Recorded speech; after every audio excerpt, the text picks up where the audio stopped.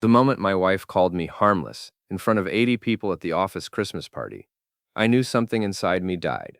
Or maybe something else was born. "Here he is, my boring husband," Carla announced as I approached her and Derek Matthews, the golden boy from sales. The cheap punch in my plastic cup suddenly tasted like battery acid. Derek flashed his $1 million smile, the one that had closed more deals than anyone in our company's history. "The accountant, right, Tom?" "Yeah, Derek knows how to have fun, unlike some people." Carla's laugh cut through the holiday music like broken glass. She was wearing that red dress I'd bought her for our anniversary, the one she said made her feel beautiful. Apparently, it made her feel beautiful for Derek. "Maybe she needs someone with more excitement in her life," Derek said, his hand casually finding the small of her back.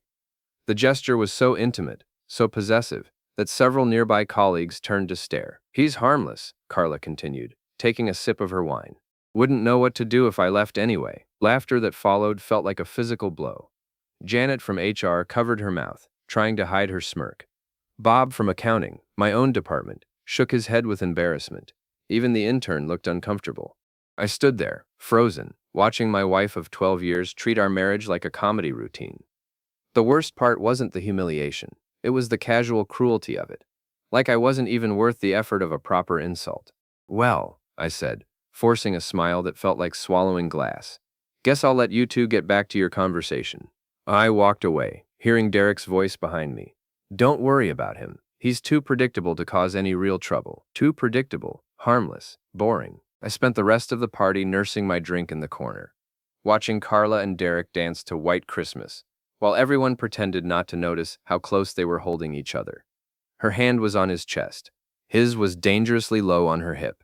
That's when I saw it. The moment that changed everything. Derek whispered something in her ear, and she threw her head back, laughing like he'd just told the funniest joke in the world.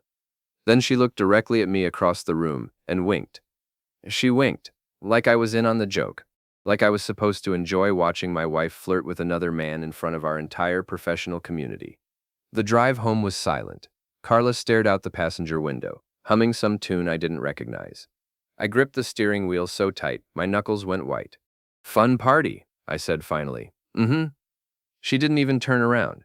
"Derek seems nice." "He is." Now she looked at me, and there was something in her eyes I'd never seen before. A kind of calculating coldness. "You should try being more like him sometime." "More like him how?" "Spontaneous. Exciting. Alive." We pulled into our driveway, the house we'd bought together 8 years ago, with the garden she'd insisted on, and the 2-car garage I'd wanted. Everything looked exactly the same as it had that morning, but something fundamental had shifted. "I'm going to bed," she said, getting out of the car. "Carla, wait." She paused at the front door, keys in hand. "Are we okay?" For a moment, just a moment, I thought I saw something like regret flash across her face. Then it was gone. "We're fine, Tom. We're exactly what we've always been." That night, I lay awake staring at the ceiling while she slept beside me. Her phone buzzed twice on the nightstand. Both times, she smiled in her sleep. The next morning, she was gone before I woke up. Her coffee cup was still warm, but she'd left without saying goodbye. On the kitchen counter, next to her usual spot, was a receipt from the Marriott downtown, room 412. Last Tuesday night, the same night she'd said she was working late on the Henderson campaign. I should have confronted her then. A normal husband would have demanded answers, would have screamed and thrown things and made a scene, but I wasn't normal anymore. The harmless, predictable Tom who'd gone to that Christmas party was gone. In his place was someone else entirely, someone who understood that the best revenge isn't served hot or cold, it's served with interest compounded daily. I pocketed the receipt and went to work.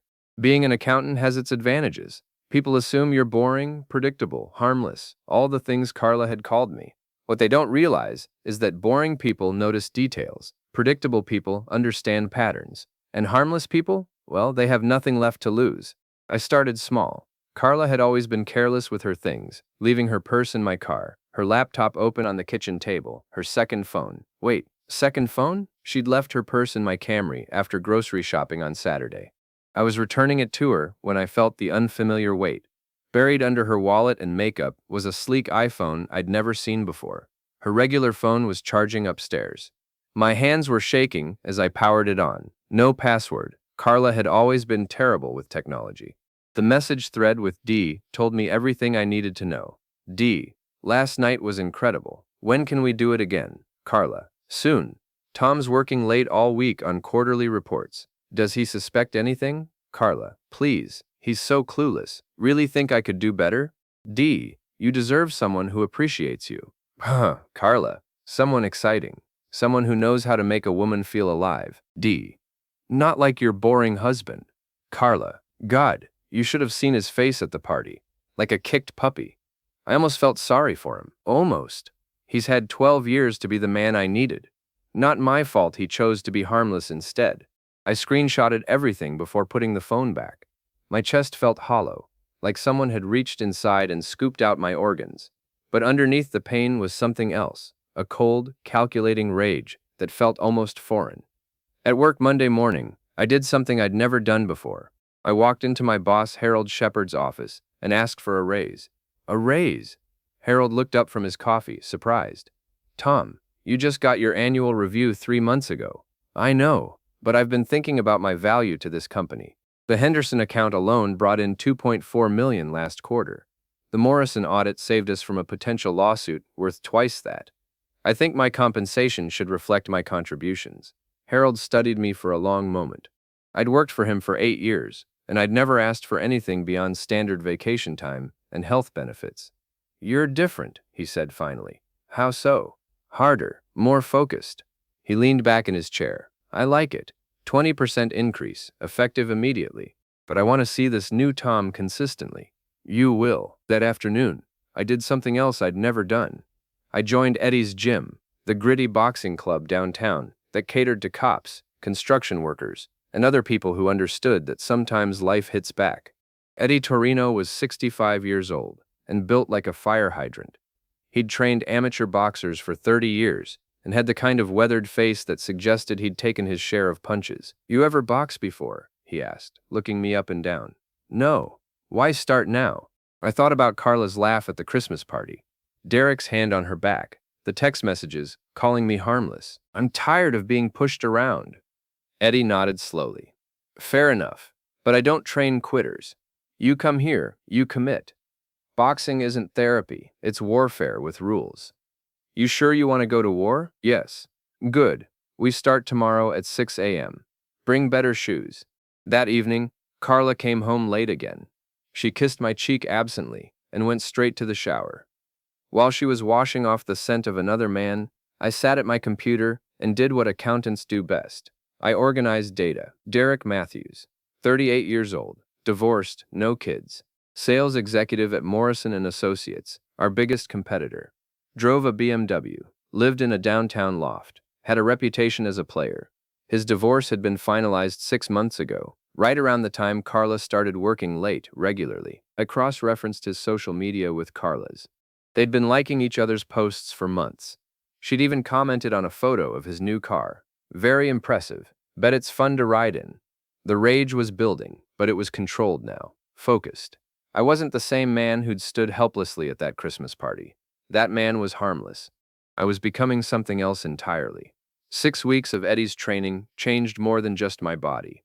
Every morning at 6 a.m., I'd walk into that gym and let Eddie break me down, push-ups until my arms screamed, heavy bag work until my knuckles bled through the wraps, sparring with guys who'd learned to fight in prison, in the military, on the streets. You're getting stronger, Eddie said one morning, watching me work the speed bag. But strength ain't enough. You need to be smart, patient. Boxing teaches you to wait for the right moment, then strike with everything you've got. What if the right moment doesn't come? Then you create it. At home, Carla barely noticed the changes. I was getting up earlier, coming home later, but she was too busy with her own secret life to care. Her late meetings were happening 3 times a week now. The second phone buzzed constantly. I'd started taking photos of the messages. Derek was getting bolder, more possessive. He'd started calling her baby and making plans for weekend trips. Carla was eating it up, responding with heart emojis and promises that made my stomach turn. But I wasn't just collecting evidence. I was learning. Derek worked for Morrison & Associates, which meant he had access to client information that could be valuable to our competitors. The messages revealed he'd been sharing details about Morrison's upcoming campaigns, giving Carla inside information she could use at her own marketing firm. Industrial espionage, corporate malfeasance, breach of fiduciary duty. Derek wasn't just sleeping with my wife. He was committing career suicide and dragging her down with him. The old Tom would have confronted them directly, would have demanded explanations and apologies. The new Tom understood that patience was a weapon. I started working out during lunch breaks, too, using the company gym. Janet from HR noticed first. "Tom, you look different," she said one day as we waited for the elevator. "Have you been working out?" "A little. It shows. You seem more confident." Confidence, that was the word people kept using. Harold had mentioned it during my performance review. The grocery store clerk had commented on it when I'd negotiated a discount on damaged goods. Even the barista at my coffee shop had started remembering my name. But the real test came on a Thursday evening when I accidentally ran into Derek at Murphy's Bar, the upscale place downtown where he liked to hold court with clients. He was sitting at the bar, expensive suit, gold watch, telling some story to a blonde who was hanging on his every word. I ordered a whiskey neat and waited. "Tom?" He turned, surprised. "What are you doing here?" "Client meeting ran late. Thought I'd grab a drink before heading home." I raised my glass. "Cheers." "Cheers." He studied my face, and I could see him trying to reconcile this version of me with the man he'd humiliated at the Christmas party. "You look different." "How so?" "I don't know. Harder, maybe?" I smiled, and it wasn't the nervous smile of the old Tom. This one had edges. "Maybe I'm just tired of being underestimated." Something flickered in his eyes. Not fear, exactly, but uncertainty. The blonde excused herself to the bathroom, leaving us alone. "How's Carla?" he asked, trying to sound casual. "She's good. Working a lot lately. Big campaign for a new client." I took a sip of whiskey, letting the burn settle in my chest. "You know how it is when someone's passionate about their work." "Sure." She comes home exhausted some nights. Happy, though. Satisfied. Like she's finally found something that really fulfills her. Derek's hand tightened around his beer bottle. He was wondering how much I knew, how much I suspected. The answer was everything, but he didn't need to know that yet. "That's good for her." "It is." I finished my whiskey and stood up. "Well, I should get home. Carla's expecting me." I left him sitting there, confused and off balance. The old Tom would have confronted him directly, would have made threats and demands. The new Tom understood that the best psychological warfare was subtle. Plant seeds of doubt and let them grow. When I got home, Carla was in the shower again. Her second phone was on the nightstand, and I could see Derek's name on the screen. 3 missed calls in the last 10 minutes. I didn't need to read the messages to know what they said. He was rattled, questioning whether their secret was still safe. Carla would reassure him, tell him I was too stupid to figure anything out. But doubt, once planted, has a way of growing. And I was just getting started.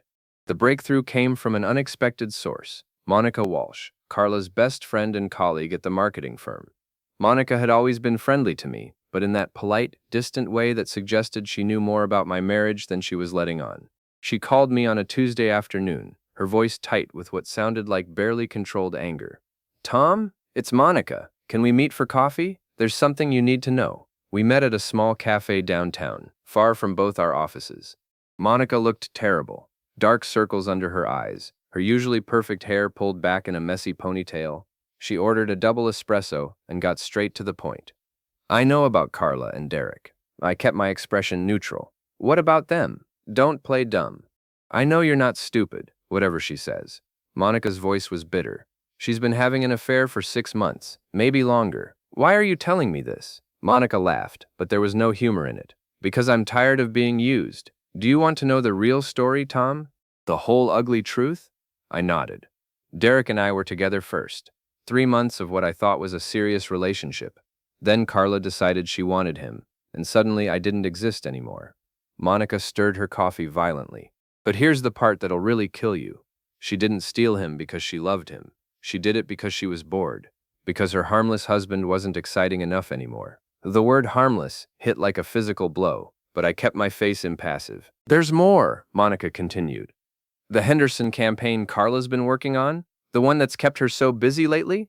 Derek's been feeding her inside information from Morrison and Associates. Client lists, campaign strategies, budget allocations. She's been using it to undercut Morrison's proposals and steal their clients. Industrial espionage.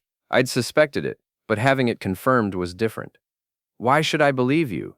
Monica pulled out her phone and showed me a series of text messages. Conversations between her and Carla, where my wife bragged about her affair, mocked my appearance, and detailed how she was using Derek's information to advance her career.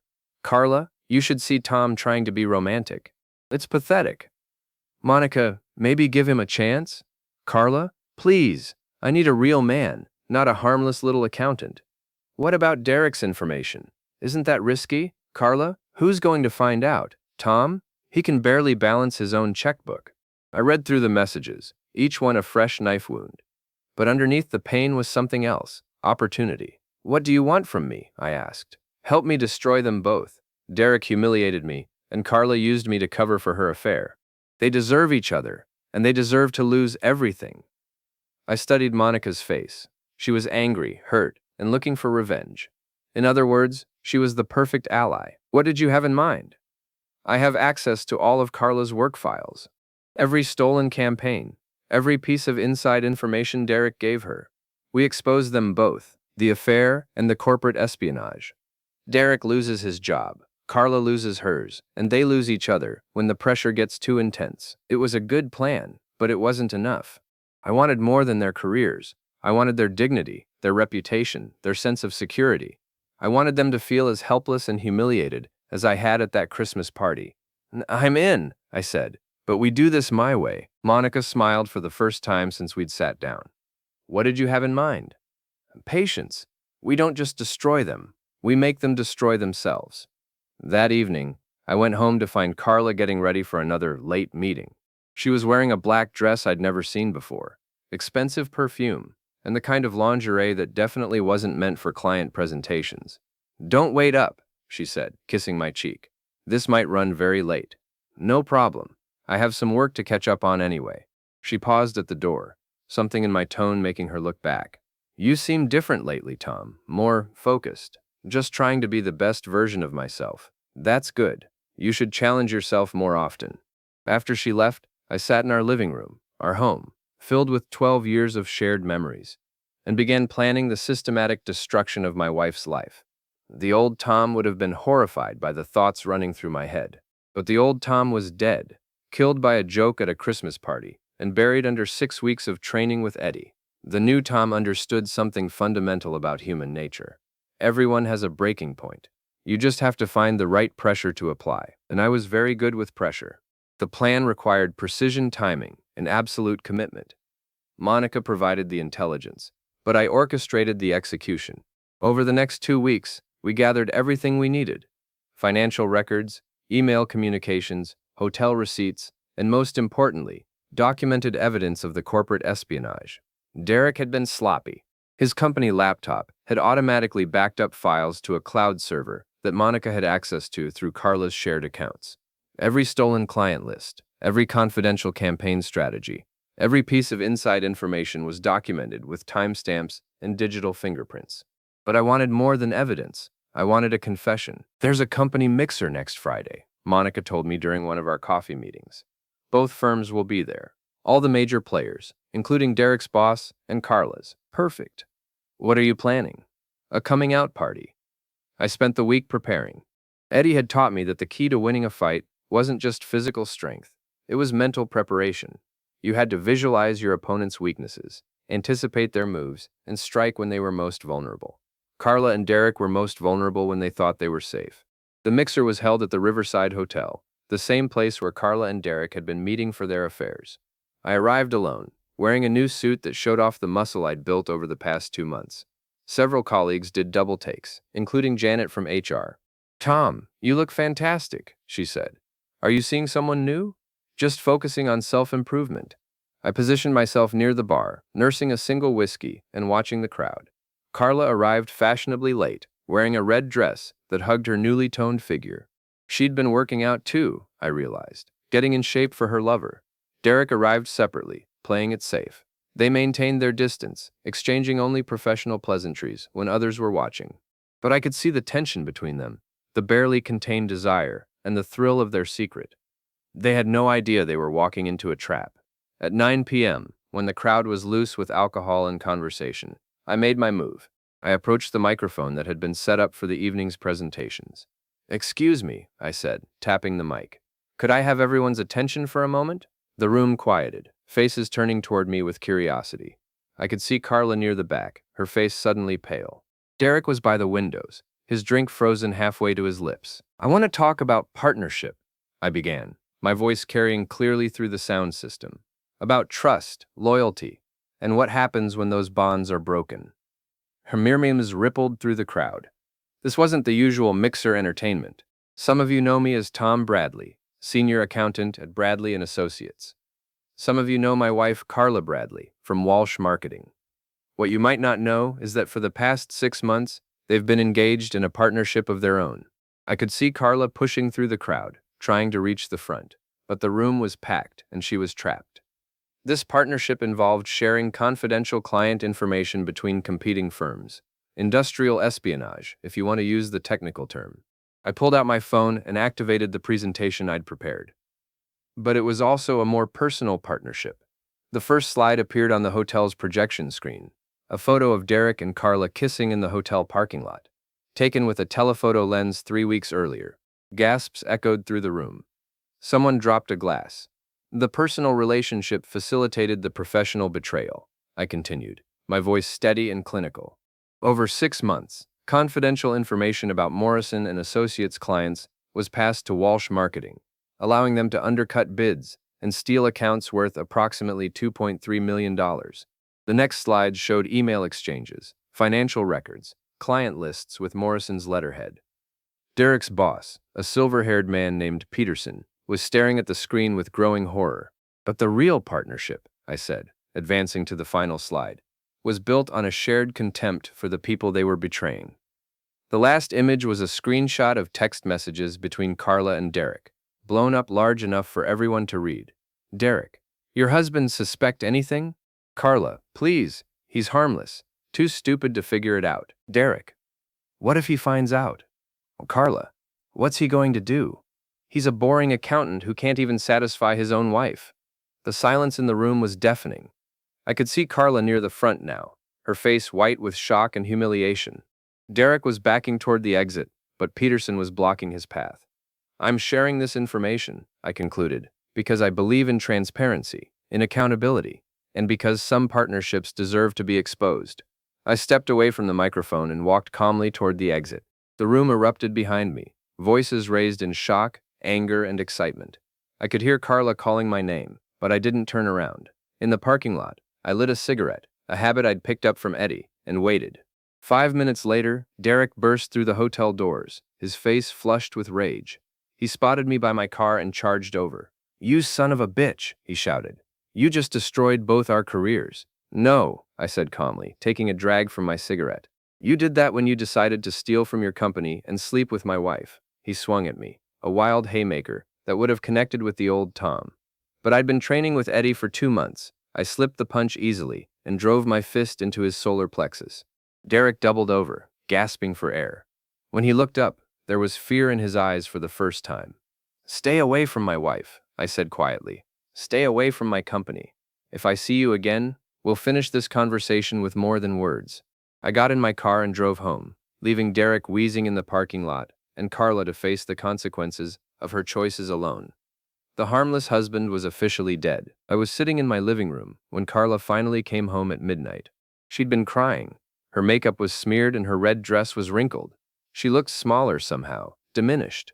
"How could you do that to me?" she whispered. I looked up from my book, a biography of Sun Tzu that Eddie had recommended. "Do what? You humiliated me in front of everyone. My career is over. Derek won't even return my calls." "Interesting. When you humiliated me at the Christmas party, you called it honesty. When I return the favor, it's cruelty." She collapsed into the chair across from me, her composure finally cracking completely. "Tom, please, we can work this out. It was a mistake. I was confused, lonely. You were bored," I corrected. "You said so yourself. Your harmless husband wasn't exciting enough, so you decided to find excitement elsewhere. I didn't mean those things I said about you." "Which things? That I was harmless? Boring? Too stupid to figure out what you were doing?" I closed my book and looked at her directly. "Or did you mean the part where you said I couldn't satisfy my own wife?" Carla flinched as if I'd slapped her. "The messages. You read our messages?" "I read everything, Carla. Every hotel receipt, every stolen client file, every cruel joke you made at my expense. I know about the Henderson account, The Morrison information. The weekend trips you've been planning with Derek. How long have you known? Since the day after the Christmas party. You left a receipt on the kitchen counter. Room 412 at the Marriott, the same night you claimed to be working late. She stared at me in horror. You've known for 2 months? 2 months, 1 week, and 3 days. I've been keeping track. Why didn't you confront me? I smiled, and it was the same cold smile I'd given Derek at Murphy's bar. Because confrontation would have given you a chance to explain, to apologize, to manipulate me into forgiveness. I wanted justice, not drama. Justice. Carla's voice rose. You destroyed my career. Derek's been fired. His company is threatening to sue me for industrial espionage. Good. The simple word hung in the air between us like a blade. Tom, please. I know I hurt you, but we can fix this. We can go to counseling, start over. No. What do you mean, no? I stood up, and she instinctively shrank back in her chair. The physical transformation was complete now. I was 40 pounds heavier with muscle, my shoulders broader, my presence more commanding. But the psychological transformation was even more dramatic. I mean, our marriage is over. I've already filed the divorce papers. They'll be served tomorrow morning. You can't be serious. I'm taking the house, the savings, and both cars. You're welcome to keep whatever Derek was paying you for those stolen client lists. Carla's face went white. How did you— Bank records, Carla. You've been depositing cash payments for months. Small amounts, but consistent. I'm sure the IRS will be very interested in that unreported income. She was shaking now, the full scope of her situation finally becoming clear. Tom, you can't do this. I have nothing. No job, no money. You have Derek. Derek won't even talk to me. His company fired him this afternoon. He blames me for everything. Then maybe you should have chosen a better partner. I walked toward the stairs, then paused. Oh, and Carla, pack your things tonight. I'm having the locks changed tomorrow. Where am I supposed to go? I don't care. I went upstairs and took a long, hot shower. When I came out, I could hear Carla on the phone, crying and begging someone, probably her sister, for a place to stay. By morning, she was gone. The divorce proceedings were swift and brutal. The evidence of adultery and corporate espionage made it impossible for Carla to contest anything. Derek, facing his own legal troubles, refused to help her. Monica, satisfied with her revenge, provided additional testimony about Carla's confession to the affair. Within 3 months, it was over. I kept everything. The house, the savings, the cars, even Carla's grandmother's china set. She moved in with her sister in Cleveland and took a job at a small marketing firm for half her previous salary. Derek's situation was even worse. Morrison and Associates sued him for breach of contract and corporate espionage. The case made the business journals, effectively blacklisting him from the industry. Last I heard, he was selling insurance in Toledo, but the real victory wasn't financial. It was psychological. I'd proven that the harmless, boring accountant could be more dangerous than any alpha male when properly motivated. 6 months after the divorce was finalized, I was having drinks with Harold at Murphy's bar, the same place where I'd first confronted Derek. My boss had become something of a mentor, impressed by my transformation and my ruthless efficiency in handling the situation. You know what I admire about you, Tom? Harold said, raising his whiskey. You didn't just get mad. You got even, methodically, completely, and legally. Eddie taught me that the best fights are won before the first punch is thrown. Eddie, my boxing coach, he says the key to victory is patience. Wait for your opponent to make a mistake, then exploit it completely. Harold nodded approvingly, and Carla made plenty of mistakes. She underestimated me. They both did. They saw what they wanted to see, a harmless, boring husband who would never fight back. But you're not harmless anymore, are you? I smiled, the cold smile that had become my signature. I was never harmless, Harold. I was just dormant. What's the difference? Harmless means incapable of causing damage. Dormant means waiting for the right moment to strike. I finished my whiskey and stood up. Carla woke something up when she called me harmless at that Christmas party. She created the very monster she was afraid I could never become. Any regrets? I thought about Carla, working her dead-end job in Cleveland, still trying to rebuild a career I'd systematically destroyed. I thought about Derek, selling insurance policies and avoiding the industry where he'd once been a golden boy. I thought about the 12 years of marriage I'd thrown away without a second thought. None whatsoever. Outside the bar, I lit a cigarette and looked up at the city lights. Somewhere out there, Carla was probably telling someone new about her boring ex-husband, the harmless accountant who'd let her walk all over him for years. She was right, in a way. The old Tom had been harmless. But the old Tom was dead. killed by a joke at a Christmas party, and replaced by something harder, colder, and infinitely more dangerous.